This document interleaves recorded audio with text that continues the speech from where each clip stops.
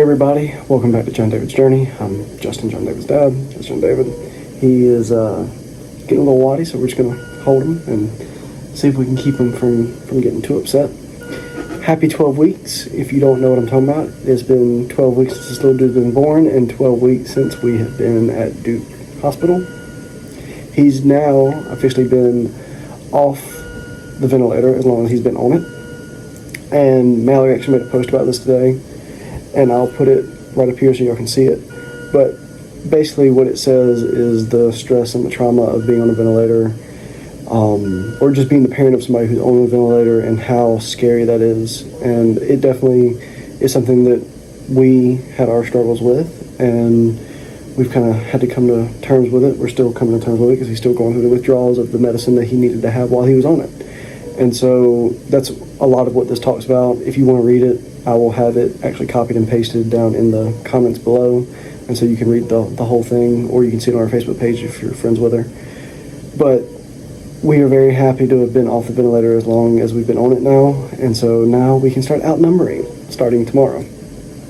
We've also been in step down for 5 weeks on today, so we're pretty happy about that.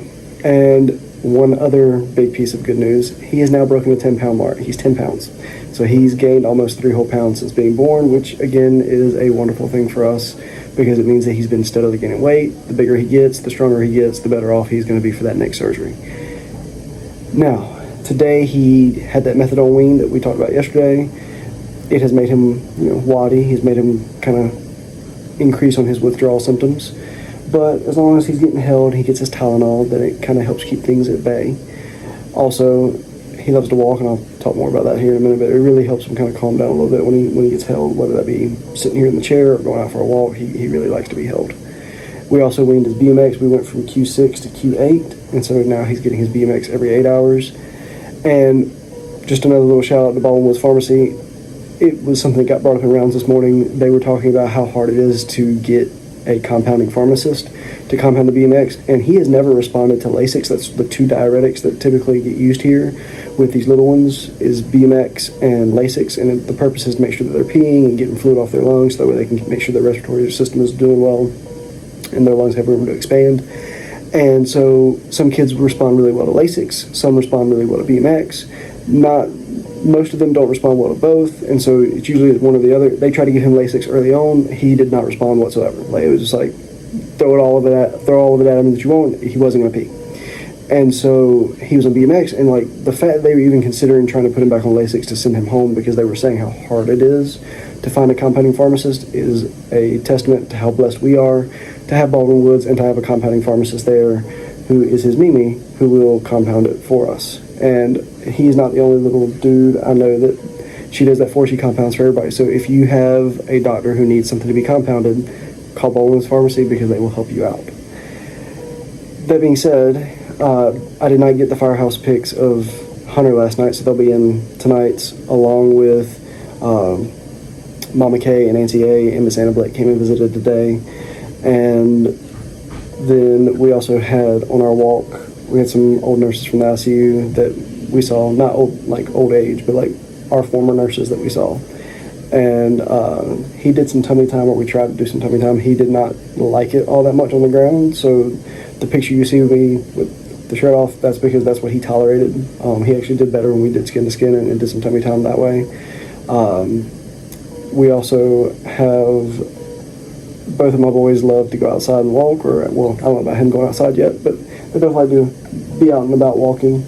He did a mile with me today on the unit, and the furthest he's ever made it is 4 laps. He typically will fall asleep during the walk, and it's a wonderful way to kind of get him to settle down, and it's also a wonderful way for us to kind of catch up and see some of his former nurses, and they love seeing him because, again, he's gotten a lot bigger and he's gotten a lot stronger, so they love seeing because they know where he was and how critical he was and where he's at now.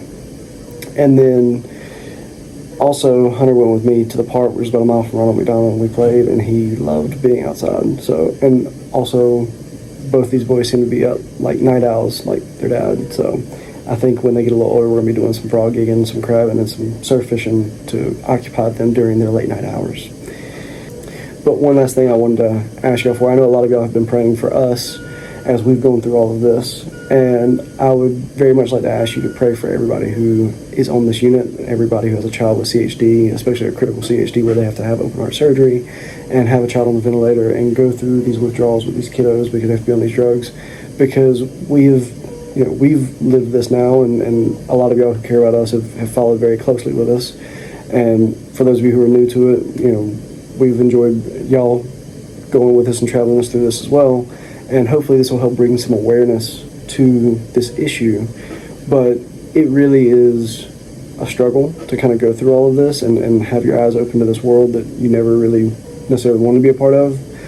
But it also is something that we've seen since we've been here. It's not just like a one and done where you come in, you get done, you're out. We have seen families come back. And so pray for all of the families who have to come here and go through this, but especially pray for those families who have to come back either for follow-up surgeries or because things did not go perfectly when they left the first time and have to come back to get additional treatment before they can go home for an extended period of time. And again, we've seen this with multiple families, so just keep all these families and these babies in your prayers because they really could use it and they need it. So that being said, hope you have a good night and God bless, and we'll see you later.